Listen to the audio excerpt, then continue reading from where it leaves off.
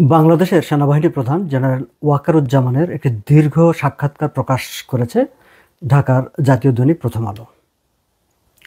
প্রথম আলো এর আগে অন্তর্বর্তী সরকারের প্রধান উপদেষ্টা ডক্টর মোহাম্মদ ইউনূসেরও একটি সাক্ষাৎকার প্রকাশ করেছিল। এবার আমি ধারণা করি যে তারই ধারাবাহিকতায় সেনাবাহিনী প্রধানের এই সাক্ষাৎকারটি প্রকাশ করা হয়েছে। দর্শক, একটি দেশের সেনাবাহিনী প্রধান মিডিয়ায় ইন্টারভিউ দেন, এটি খুব একটা ইউজুয়াল ঘটনা না। তবে বাংলাদেশে এখনকার যে পরিস্থিতি বিরাজ করছে সেটিকেও ঠিক ইউজুয়াল ঘটনা বলা যায় না, একটা আনইউজুয়াল সিচুয়েশনই চলছে বলা যায়। বর্তমানের ক্ষমতা কাঠামোতে সেনাবাহিনী প্রধানকে অত্যন্ত গুরুত্বপূর্ণ একটি ফ্যাক্টর হিসেবে কিংবা গুরুত্বপূর্ণ স্টেক হোল্ডার হিসেবে বিবেচনা করা হয়। ফলে ঠিক যেই মুহূর্তে নির্বাচন, সংস্কার এগুলো নিয়ে নানা রকম প্রশ্ন জনমনে দোলা খাচ্ছে এবং দেশের সামগ্রিক পরিস্থিতি, বিশেষ করে আইন শৃঙ্খলা পরিস্থিতি সহ সামগ্রিক পরিস্থিতি বর্তমান সরকার নিয়ন্ত্রণ করতে পারছে না, বা জনমনে ফিসফিস করে এরকম একটি প্রশ্ন উচ্চারিত হচ্ছে যে সেনাবাহিনী কি হস্তক্ষেপ করতে যাচ্ছে, সেনাবাহিনী কি 1-11-এর মতো করে আবার মানে ক্ষমতার পুরোপুরি নিয়ন্ত্রণ নিজেদের হাতে নিয়ে যেতে চাচ্ছে। এইসব জল্পনা কল্পনার মধ্যে জেনারেল ওয়াকারুজ্জামানের এই সাক্ষাৎকারটি অবশ্যই দরকার ছিল বলে মনে হতে পারে, আমার কাছে মনে হয়েছে। এবং ইন্টারেস্টিংলি যে এই সাক্ষাৎকারে আমাদের মনে যে ধরনের প্রশ্ন, সংশয়, দোলাচল আছে প্রায় সব কটিরই উত্তর দেওয়ার, ব্যাখ্যা দেওয়ার চেষ্টা করেছেন জেনারেল ওয়াকারুজ্জামান। দর্শক, আসুন আমরা একটু আলোচনা করি যে জেনারেল ওয়াকারুজ্জামান এই সাক্ষাৎকারে আসলে কি বলেছেন, কিংবা বর্তমান রাজনৈতিক বাস্তবতায় দেশের সামগ্রিক পরিস্থিতিতে গভর্নমেন্টের বা দেশের গুরুত্বপূর্ণ স্টেক হোল্ডার সেনাবাহিনী কি ভাবছে, আমরা সেগুলোর দিকে একটু নজর দেই। দর্শক, যারা ইন্টারভিউটি পড়েছেন তারা খেয়াল করবেন যে তিনি বলতে চেয়েছেন, তার কাছে কিন্তু মনে হয়েছে যে বর্তমানে যে দেশে একটি সংকটের মতো একটি অবস্থা চলছে, অস্থিরতা চলছে, এর সমাধান হচ্ছে একটি রাজনৈতিক সরকার, একটি নির্বাচিত সরকার। তিনি মনে করেন যে কেবলমাত্র নির্বাচিত সরকার এসেই দেশের বর্তমান পরিস্থিতি থেকে দেশকে একটি ভালো স্বাভাবিক পথে নিয়ে যেতে পারে। আমি যদি ঠিক তার কথাটা হুবহু উদ্ধৃত করি প্রথম আলো থেকে, তিনি বলছেন, দেশ তো এক কঠিন পথে চলেছে, এ থেকে উত্তরণ পেতে হলে রাজনৈতিক দলকে আসতে দিন, রাজনৈতিক দল ক্ষমতায় এলে তারা এসব সমস্যার সমাধান করবে।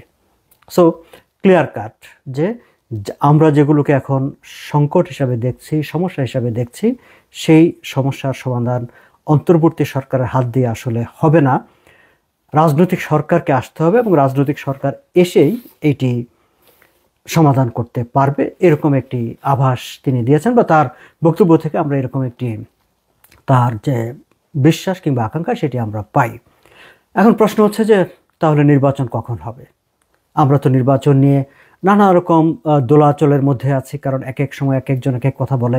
সর্বশেষ অবশ্য 2025-এর শেষ কিংবা 2026-এর শুরুর দিকে নির্বাচনের কথা প্রধান উপদেষ্টা বলেছেন, যদিও তার প্রেস অ্যাডভাইজার পরবর্তীতে এটিকে জুন পর্যন্ত নিয়ে যাবার এক সম্ভাবনার কথা প্রকাশ করেছেন। তারও অনেক আগে সেনাবাহিনী প্রধান জেনারেল ওয়াকার তিনি 18 মাসের মধ্যে নির্বাচন হতে পারে বলে একটি বক্তব্য দিয়েছিলেন, সেটি একটি বিদেশি সংবাদ মাধ্যমের সঙ্গে সাক্ষাৎকারে। আমরা কিন্তু এখন দেখতে পাচ্ছি যে জেনারেল ওয়াকার যে সময়সীমাটি বলেছিলেন যে 18 মাস, এবং ডক্টর মোহাম্মদ ইউনূস যে কথাটি বলেছেন যে 2025-এর শেষ অথবা 2026-এর প্রথমার্ধে, এই দুটির মধ্যে এক ধরনের একটা সামঞ্জস্য আছে, মোটামুটি মিল আছে। যদিও সেই সময় ডক্টর মোহাম্মদ ইউনূস বলেছিলেন যে সেনাবাহিনী প্রধান যে কথাটি বলেছেন সেটি তার মতামত, নির্বাচন কখন হবে সেটি সরকার বলবে। সো এখন সরকারের ভাষ্য অনুসারে যেই সময়সীমাটি আমরা পেয়েছি সেটি ডক্টর জেনারেল ওয়াকারের যে ভাষ্য ছিল তার সঙ্গে মোটামুটি কাছাকাছি আছে, অর্থাৎ সামঞ্জস্যপূর্ণ। অর্থাৎ আমরা এখন দেখতে পাচ্ছি যে জেনারেল ওয়াকার আগে যে নির্বাচনের একটা গাইডলাইন মানে রোডম্যাপের কথা তিনি বলেছিলেন, সেটির সঙ্গে আসলে খুব বেশি একটা কনফ্লিক্ট হচ্ছে না। এবং তিনিও সেই কথাটি সাক্ষাৎকারে বলছেন যে দেশবাসী অবশ্যই একটি ভালো নির্বাচন চায়, সুষ্ঠু, শান্তিপূর্ণ, উৎসবমুখর নির্বাচন চায়। অন্তর্বর্তীকালীন সরকারের প্রধানের লক্ষ্য সেটা। প্রধান উপদেষ্টা নির্বাচনের সময়সীমা দিয়েছেন, সেটা ঠিক সময়। আমরা অন্তর্বর্তী সরকারের নির্বাচনের রূপরেখা বাস্তবায়নে সব সহযোগিতা করব। অর্থাৎ তিনিও এই যে 2025-এর শেষ কিংবা 2026-এর শুরুর মধ্যে যে নির্বাচনের অভিপ্রায় প্রধান উপদেষ্টা প্রকাশ করেছেন, তিনি তার সঙ্গে একমত পোষণ করেছেন। প্রথম আলোর প্রশ্নে বারবার একটি কথা বলা হয়েছিল যে আসলে মানে সংস্কারের যে বিষয়টি, এটি সংস্কারের শেষ সুযোগ, অনেকেই কথাটি বলে থাকেন। বিশেষ করে বর্তমান অন্তর্বর্তী সরকারের উপদেষ্টাদের অনেকে বলে থাকেন যে এখন যদি সংস্কার না হয় তাহলে আর কখনো সংস্কার হবে না। তাদের সঙ্গে তাল মিলিয়ে অনেকে বাইরে থেকে বলার চেষ্টা করেন, যেটি যে সমন্বয়করা একটি কথা ঘোষণা দিয়েছিলেন যে তাদের জুলাই আন্দোলনের একটি ঘোষণাপত্র দেওয়া নিয়ে, যে নাও অর নেভার। সংস্কারের ক্ষেত্রেও অনেকে ঠিক এরকম একটি কথা বলার চেষ্টা করেন যে নাও অর নেভার। কিন্তু সেনাবাহিনী প্রধান জেনারেল ওয়াকার তিনি তার সঙ্গে ঠিক একমত পোষণ করেন নাই। তিনি যে এটি শেষ সুযোগ সেটিকে একেবারেই নাকচ করে দিয়েছেন। কারণ তিনি বলছেন যে তাকে প্রশ্ন করা হয়েছিল যে অনেকে বলেন অতীতেও অনেক লড়াই বা আন্দোলনের পরও সংস্কার বা পরিবর্তন করা যায়নি, আপনি কি এবারের পরিস্থিতিকে শেষ সুযোগ হিসাবে দেখেন কিনা। জেনারেল ওয়াকার স্পষ্টতই বলেছেন যে আমি এটাকে শেষ সুযোগ বলবো না, আমি এটাকে সুযোগ হিসাবে বলতে চাই, অর্থাৎ it is one of the opportunities. তার মানে এখন যতটুকু সম্ভব বা যতটুকু প্রয়োজন সেরকম একটা সংস্কার করে নির্বাচনের দিকে এগিয়ে গেলে, নির্বাচিত সরকার দায়িত্ব নিলে কিংবা রাজনীতিকরা যদি দায়িত্ব নেয় তাহলে তারপরেও আরও সংস্কার করা যাবে বা সংস্কার চালিয়ে যাওয়া যাবে। এটি হচ্ছে তার ভাষ্য।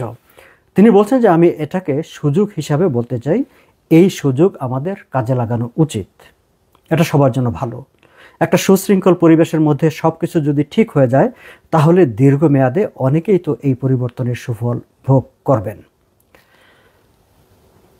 সো আমরা দেখতে পাচ্ছি যে তিনি ঠিক এখন সংস্কার না হলে আর সংস্কার হবে না, এই যে ন্যারেটিভ, সেই ন্যারেটিভটার সাথে তিনি একমত পোষণ করছেন না।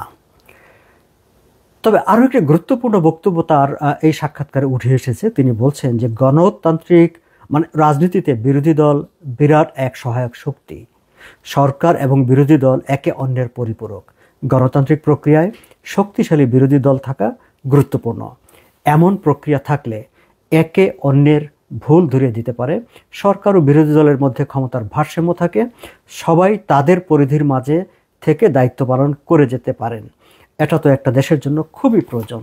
এটি একটি তার আকাঙ্ক্ষা, এবং এই আকাঙ্ক্ষাটি আসলে আমার তো মনে হয় যে কোনো একটা গুড ডেমোক্রেসি যেখানে আছে সবারই, সেই সব দেশে, সেই সব রাজনীতিতে, সেই সব সরকার ব্যবস্থায় সরকার এবং বিরোধী দলের এরকম একটা অবস্থান থাকে। যদিও আমরা গত 15-16 বছর ধরে সত্যিকার অর্থে বিরোধী দল বলতে যা বোঝায়, কিংবা জেনারেল ওয়াকার যে কথাটি বলছেন, আমরা ঠিক সেই ধরনের বিরোধী দলের অস্তিত্ব আমরা পাইনি, বা সেই ধরনের বিরোধী দলকে দাঁড়ানোরই সুযোগ করে দেওয়া হয়নি।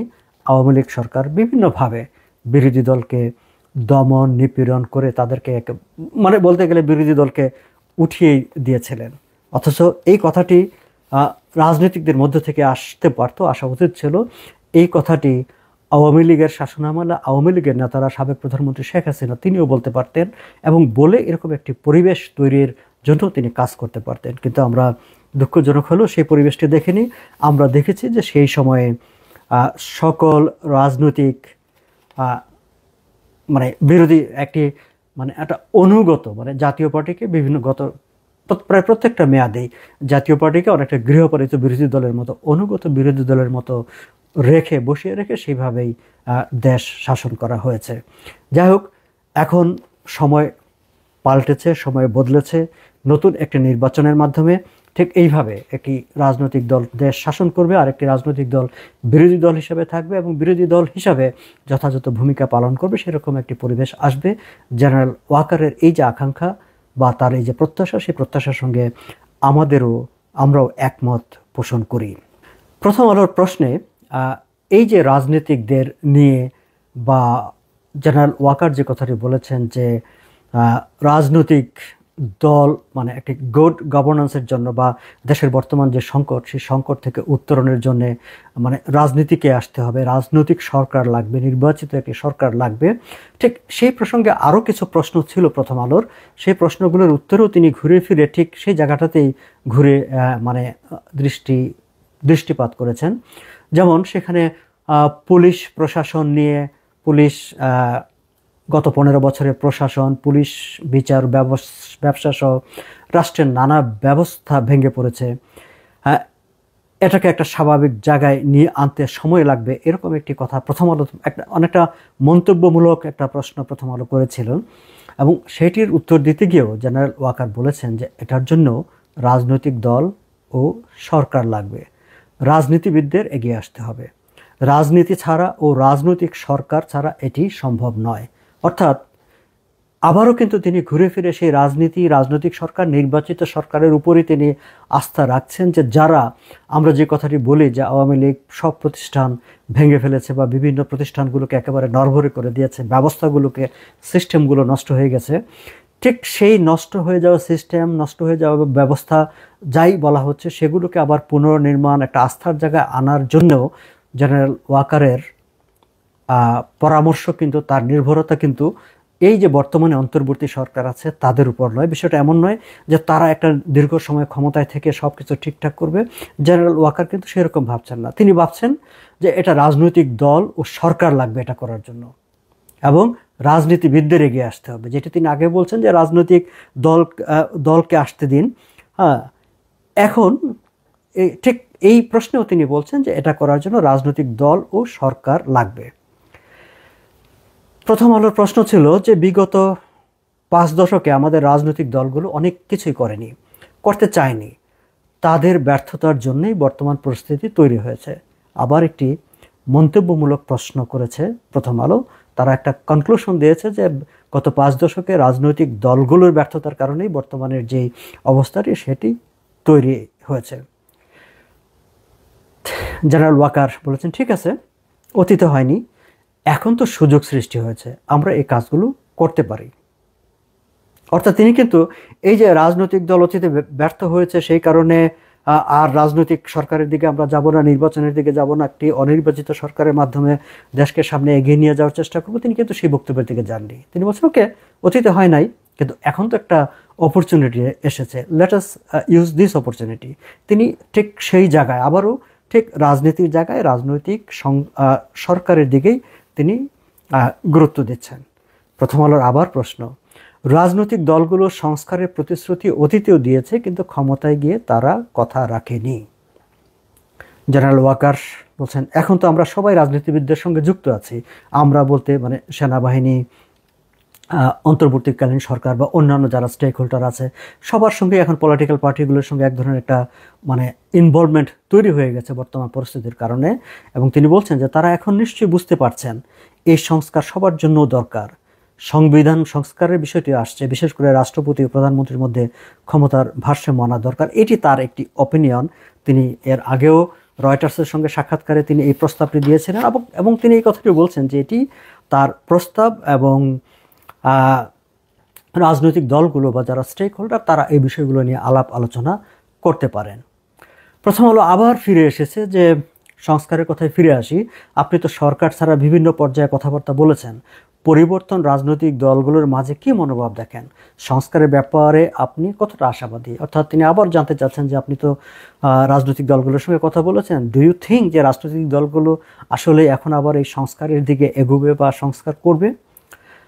জেনারেল ওয়াকার বলেছেন যে আমি আশাবাদী, রাজনৈতিক দলগুলোর মাঝে ভালো রাজনীতিবিদও আছেন। দর্শক খেয়াল করবেন, রাজনৈতিক দলগুলোর মধ্যে ভালো রাজনীতিবিদও আছেন।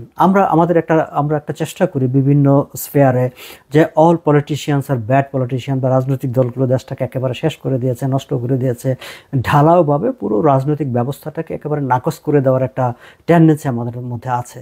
কিন্তু general Waker being a army person, army chief, তিনি কিন্তু আবার ঠিক ওই জায়গাটায় তিনি যেতে চাচ্ছেন না, থাকছেন না, বরং তিনি বলছেন যে দেয়ার আর গুড পলিটিশিয়ানস টু, ভালো রাজনীতিবিদরাও আছে। সো তিনি মনে করেন যে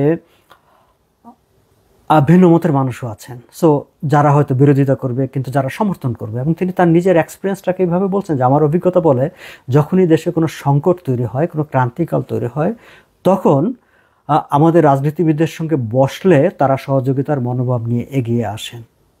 খেয়াল করবেন, আমাদের রাজনীতিবিদদের সঙ্গে বসলে, দ্যাট মিনস যারা রাষ্ট্রীয় কাঠামোতে থাকে বা পাওয়ার স্ফেয়ারে থাকে, তারা যদি আমাদের পলিটিশিয়ানদের ইনভাইট করেন, তাদের সঙ্গে কথা বলতে চান, আমাদের পলিটিশিয়ানরা সবসময়ই সহযোগিতার হাত বাড়িয়ে দেয় এবং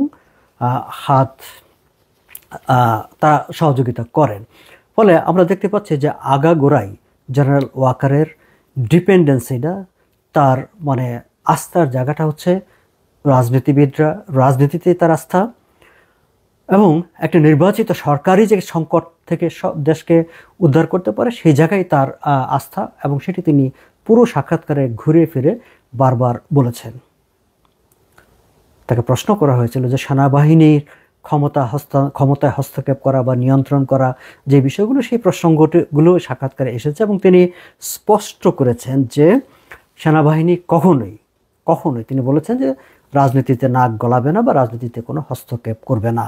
তিনি বলছেন যে সামরিক বাহিনীর অবশ্যই রাজনীতিতে হস্তক্ষেপ করা উচিত নয়। এটি খুব সাধারণ কথা মনে হতে পারে আপনাদের কাছে, জেনারেল স্টেটমেন্ট। তারপরে তিনি বলছেন যে রাজনীতিতে নাক গলানোর বিষয়টি সেনাবাহিনীর জন্য ক্ষতিকর। অতীতে এগুলো হয়েছে, আমরা অতীত থেকে শিখেছি, এটা কখনো ভালো ফল বয়ে আনেনি। এজন্যই আমার অঙ্গীকার হচ্ছে, এবার তিনি তার একটা কমিটমেন্ট জানাচ্ছেন জাতিকে, যে আমার অঙ্গীকার হচ্ছে সেনাপ্রধান হিসাবে নিজের মেয়াদকালে আমি রাজনীতিতে নাক গলাবো না।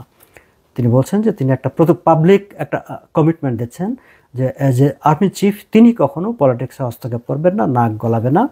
আমি সেনাবাহিনীকে রাজনৈতিক পরিমণ্ডলে হস্তক্ষেপ করতে দেব না, এটাই আমার স্পষ্ট অঙ্গীকার। আমরা মনে প্রাণে বিশ্বাস করি রাজনীতিবিদদের বিকল্প রাজনীতিবিদেরাই, তাদের বিকল্প সেনাবাহিনী নয়।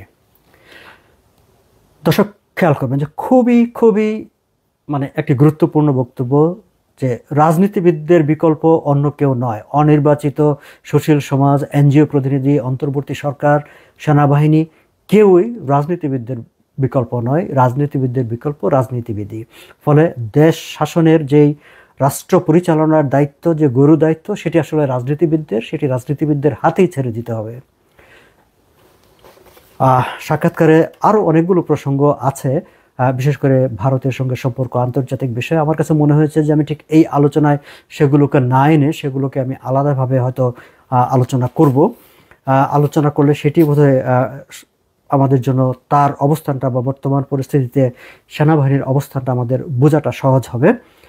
তবে শেষ করার আগে আমি যদি ঠিক একটা র্যাপ আপ করি, যে বর্তমান সেনাবাহিনী প্রধান জেনারেল ওয়াকারুজ্জামান তিনি জাতিকে আশ্বস্ত করছেন যে সেনাবাহিনী রাজনীতিতে হস্তক্ষেপ করবে না, কারণ তিনি মনে করছেন যে বর্তমানে যে একটা সংকট চলছে দেশে, এই সংকট উত্তরণের জন্যে আমাদের রাজনীতিকদেরকেই এগিয়ে আসার সুযোগ দিতে হবে, তাদেরকে দেশ শাসনের সুযোগ দিতে হবে, অর্থাৎ একটি নির্বাচনের মাধ্যমে রাজনীতিবিদদের হাতেই ক্ষমতা ছেড়ে দিতে হবে। তিনি মনে করেন যে দেশে ভালো রাজনীতিবিদ আছে, এবং এই রাজনীতিবিদরা দেশের যে কোনো ক্রান্তিকালে আলোচনার জন্য, সমঝোতার জন্য, কম্প্রোমাইজের জন্য তারা বসেন এবং বসতে তারা প্রস্তুত। শুধু আমাদের তাদেরকে সেই সুযোগটা দিতে হবে এবং তাদেরকে ডাকতে হবে।